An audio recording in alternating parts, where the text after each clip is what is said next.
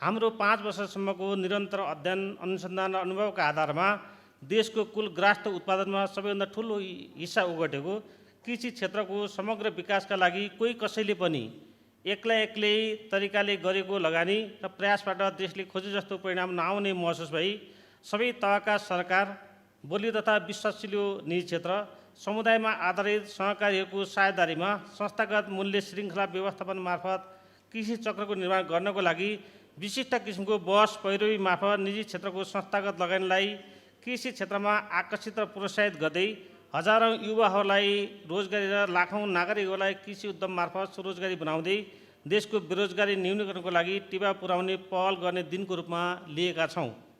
विभिन्न अन्तर्राष्ट्रिय निकायहरूले गरेको प्रक्षेपण अनुसार सन् 2050मा विश्वको जनसङ्ख्या 9 अरब 80 करोड पुग्ने देखिन्छ, तर पछिल्लो 20 वर्षमा कृषि पेसामा आश्रित जनसङ्ख्या 40%बाट 27%मा रहेको छ।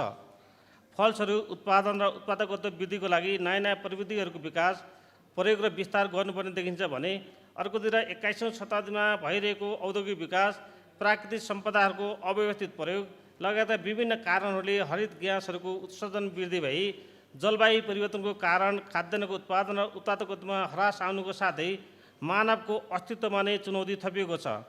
त्यस्तै दक्षिण पूर्वी एसियाको जनसङ्ख्या पनि विश्वको कुल जनसङ्ख्याको 1/4 हिस्सा ओगटेको छ भने कुल ग्रास्थ उत्पादनमा कृषि योगदान करिब 16.7% रहेको देखिन्छ।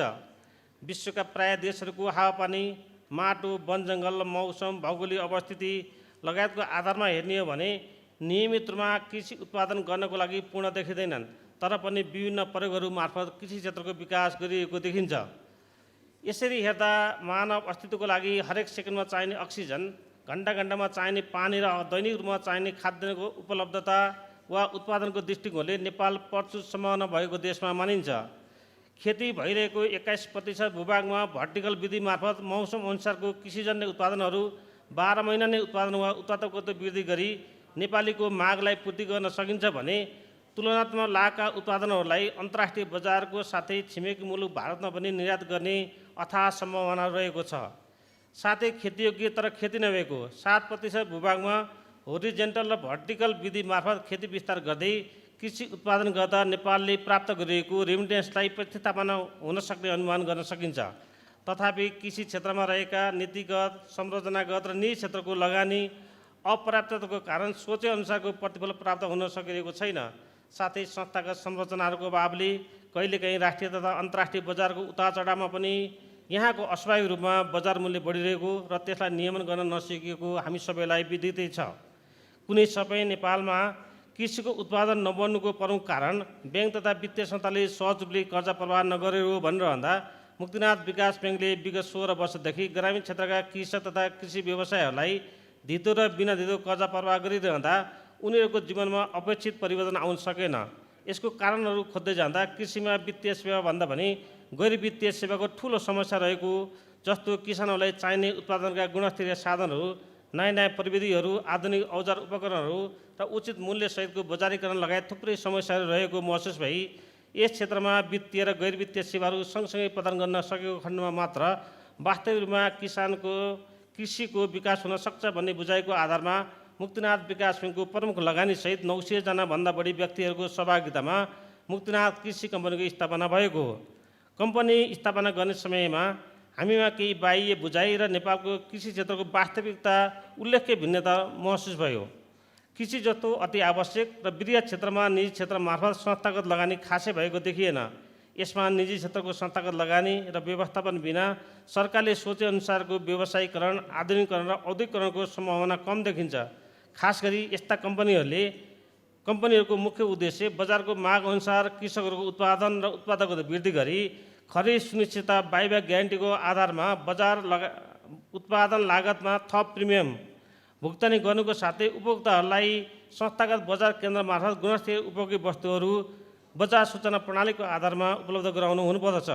साथै यस्ता कम्पनीहरूलाई राज्यका निकायहरूले आवश्यक कानुन बनाई समय समयमा अनुगमन र नियमन गर्ने व्यवस्था गर्न उपयुक्त हुन्छ, जसको कारण ब्याङ्क तथा वित्तीय संस्थाहरूको कृषि र सम्बन्धित उत्पादनमूलक क्षेत्रमा स्वैच्छिक रूपमा लगानी वृद्धि हुनुको साथै उपभोक्ताहरूको पहिलो रोजाइ नेपाली उत्पादनप्रति बढ्ने र कृषक र उपभोक्ताहरूको बीचको विश्वासको वातावरण बढ्दै जाने देखिन्छ। यही परिवेशलाई मध्यनजर गर्दै कम्पनी समग्र कृषि मूल्य श्रृङ्खलाको व्यवस्थापन मार्फत कृषि चक्र निर्माण गर्ने अभियान अन्तर्गतका विभिन्न प्रयासहरूमध्ये आज केही कृषि संरचनाहरूको समुद्घाटन गर्न गइरहेका चाहिँ छौँ। जुन संरचनाहरू मार्फत लाखौँ कृषकहरू, उपभोक्ताहरू, हजारौँ कृषि व्यवसायहरू लाभान्वित हुनुहुनेछ भन्ने अपेक्षा गरिएको छ। साथै भविष्यमा पनि यस कम्पनी र यसका सहायक कम्पनीहरू मार्फत सरकार र अन्य निकायहरूको सहकार्यमा कृषिको उत्पादन र उत्पादकता वृद्धि, उपभोक्ता हक संरक्षणका लागि विभिन्न कृषि संरचनाहरू जस्तै आधुनिक बसशाला, नर्सरी स्रोत केन्द्र, फर्टिलाइजर ब्याङ्क, जडीबुटी प्रशोधन, नेपाल सुहाउँदो उपकरणका लगायत कृषि उद्योगहरू, वेयर हाउस, कोल्ड चेन, संस्थागत बजार केन्द्रको स्थापना, विभिन्न उन्नत बिउ बिजन तथा प्रविधिहरूको विकास, निर्यात प्रबन्धनको लागि वैकल्पिक र नवीकरणीय स्रोतहरूको प्रबन्धन र दिगो उपयोग गर्दै अन्तर्राष्ट्रिय बजारमा कार्बन व्यापार मार्फत कृषकहरूको आय आर्जनमा वृद्धि गर्ने तथा लाखौँ युवाहरूलाई कृषि पेसामा भित्राउने, सिकाउने र टिकाउने योजना रहेको छ। अन्त्यमा मानव जीवनको लागि सबैभन्दा महत्त्वपूर्ण कृषि क्षेत्रमा रहेका केही संरचनाका समस्याहरूलाई सम्माननीय प्रधानमन्त्रीज्यूको पहलमा समाधान गर्न सकिएमा यस क्षेत्रमा युवाहरूको आकर्षण, विदेशी मुद्रा आर्जनको प्रमुख स्रोत र दिगो अर्थतन्त्रको आधार बन्ने प्रशस्त सम्भावनाहरू देखिएका छन्। तसर्थ आजको यस कार्यक्रममा सम्माननीय प्रधानमन्त्रीज्यूबाट कृषि तथा पशुपन्छी विकास मन्त्रालयको प्राविधिक सहयोगमा प्रधानमन्त्री तथा मन्त्री परिषदको कार्यालय मात्र रहने गरी छरिएर रहेका कृषि सम्बन्धी नीतिहरूलाई एकीकरण सहित सम्पूर्ण समस्याहरूको समाधान एकै ठाउँबाट हुने गरी एकीकृत कृषि विकास प्राधिकरणको स्थापनाको लागि आवश्यक पहल गर्दै हुनेछ भन्ने मैले विश्वास लिएको छु। साथै कृषि तथा पशुपन्छी विकास मन्त्रालयको अगुवाईमा नेपालमा कृषि चक्र निर्माणको लागि सरकार, निजी क्षेत्र, सहकारी र अन्तर्राष्ट्रिय गैर सरकारी संस्थाहरू लगायतको भूमिकाका बारेमा भोलिबाटै बहस परिवेगी थाल्नुहुने अपेक्षासहित आजको कार्यक्रममा उपस्थित सम्पूर्ण आदरणीय प्रमुख अतिथि लगायत सम्पूर्ण अतिथिज्यूहरूलाई पुनः स्वागत गर्दै मेरो भनाइ अन्त्य गर्दछु।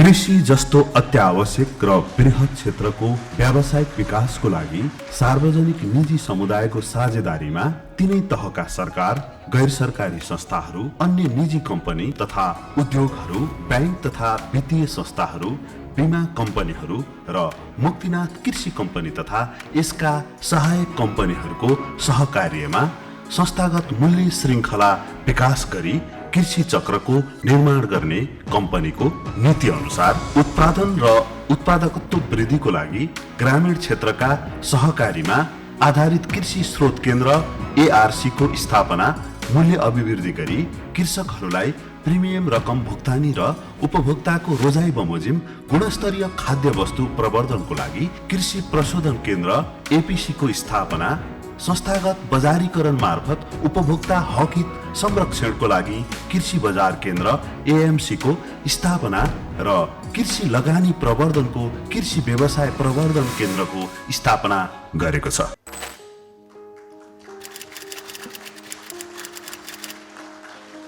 कृषि क्षेत्रको उत्पादन र उत्पादकत्व, जलवायु, मौसम, भूगोल, माटोमा खाद्य तत्त्वको अवस्था, पशु पक्षीको आहार व्यवस्थापन, रोग किरा व्यवस्थापन लगायतका विभिन्न विषयहरूसँग सम्बन्धित रहन्छ।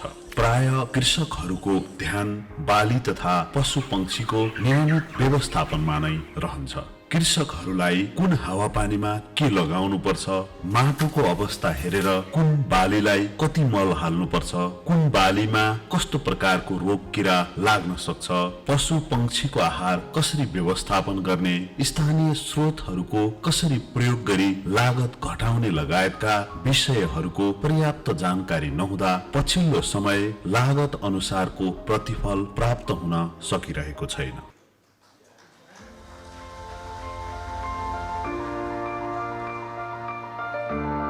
वर्तमान अवस्थामा नेपालमा निजी क्षेत्रको कृषिमा लगानी प्रवर्धन र त्यसको व्यवस्थापनका लागि संस्थागत परामर्शदाताहरूको उपस्थिति देखिँदैन। पर्याप्त परामर्शको कमीले धेरै कृषि व्यवसायहरू सफल हुन सकिरहेका छैनन्। परामर्श केन्द्रले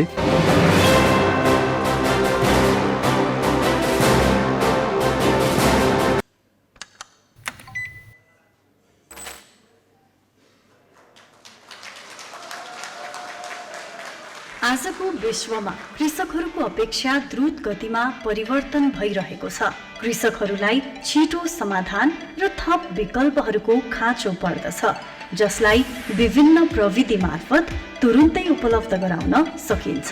क्षेत्रलाई अगाडि बढाउनका निम्ति जुन अभियान सुरु गर्नुभएको छ यहाँहरूले मुक्तिनाथ कृषि कम्पनी मार्फत, त्यसका निम्ति हार्दिक शुभकामना व्यक्त गर्न चाहन्छु।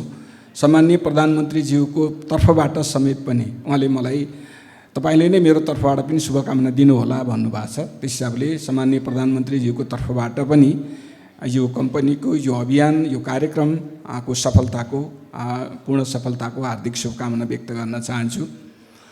कृषि क्षेत्र हाम्रो मुलुकको एउटा मेरुदण्ड हो भनेर हामीले भनिरहेछौँ। वास्तवमा अहिले हामीले यदि उत्पादन वृद्धि गर्ने हो, हाम्रो आयातलाई वृद्धि गर्ने हो, निर्यात वृद्धि गर्ने हो, आयातलाई प्रतिस्थापन गर्ने हो भने कृषिबाट नै सम्भव छ। कृषि उत्पादन वृद्धि गरेर नै सम्भव छ। त्यो सम्भव छ भन्ने कुरा देखिन्छ पनि। तर यहाँहरूले अहिले यहाँ बताउनु भएका भन्दा पनि धेरै समस्या कृषि क्षेत्रमा छन् र सबैभन्दा ठुलो समस्या चाहिँ आज पनि सिँचाइको हो। अहिले पनि हाम्रो खेतीयोग्य जमिनको आधा मात्रै पनि सिँचाइ हुन सकिरहेको छैन। आधाभन्दा कम, करिब 48% जमिन मात्रै सिंचित छ, त्यो पनि बर्खायाममा मात्रै। बाह्रैमासी सिंचित हुने जमिनको हिसाब गर्दाखेरि 17-18% भन्दा बढी छैन जहाँ हामी खेती गर्छौँ। त्यसैले सबभन्दा पहिलो शर्त आज पनि सिँचाइको व्यवस्था गर्ने कुरा नै हो। त्यसपछि उन्नतशील बिउको विकास गर्ने कुरा, मलको चाहिँ प्रयोग गर्ने कुरा, यान्त्रिकरणमा जाने कुरा, यहाँले भने जस्तै बजारको व्यवस्थापन गर्ने कुरा, औद्योगिकरणमा जाने कुरा, यी यावत समस्याहरू छन्। ती समस्याको क्रमशः समाधान गर्दै जानुपर्ने आवश्यकता छ। यहाँहरूले एक जुन खालको पहल गर्नुभएको छ, खास गरिकन उत्पादन वृद्धिका निम्ति के गर्न सकिन्छ, परामर्शको माध्यमबाट कसरी कृषकहरूलाई, त्यसमा पनि युवाहरूलाई कसरी कृषि क्षेत्रमा आकर्षण गर्न सकिन्छ र बजारीकरणका निम्ति कसरी व्यवस्थापन गर्न सकिन्छ भन्ने खालका केही अवधारणाहरू राख्नु भएको छ। ती सकारात्मक छन्। केही सुझावहरू पनि यहाँहरूले राख्नु भएको छ। सम्माननीय प्रधानमन्त्रीज्यूलाई पुर्याइदिने भन्नुभएको छ। म एकदम इमान्दारीका साथ मैले उहाँले અહીં हाम्रो कार्यक्रमको अध्यक्षले जे वाचन गर्नुभएको थियो त्यो मागेर पनि लिएको छु।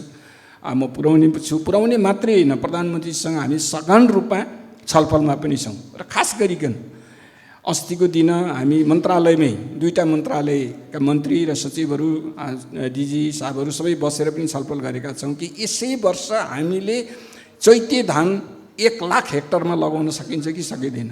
लगाउन पर्छ भन्ने हाम्रो धारणा छ। लगाउन सकिन्छ कि सकिँदैन भन्ने हामीले सुरु गरेका छौँ। त्यसै विषयमा मैले सम्माननीय प्रधानमन्त्रीज्यूसँग पनि हिजो बिहान, अस्ति हाम्रो छलफल भइसकेपछि हिजो बिहान बसेर छलफल गरेको छु र हामी त्यस खालको यो कृषि क्षेत्रको उत्पादन वृद्धिका निम्ति कुनै न कुनै प्रभावकारी खालको उपलब्धि दिन सकिने खालको अभियानमा जानै पर्छ भन्ने ढङ्गले छलफल चलाइ नै रहेका छौँ। यहाँहरूले जुन अभियान सुरु गर्नुभएको छ, यो अभियान यसका निम्ति सहयोगी हुनेछ भन्ने मलाई लाग्छ। त्यस हिसाबले पनि यो अभियान सफल बनोस्। फेरि पनि हार्दिक शुभकामना दिएर बिदा हुन चाहन्छु। धन्यवाद।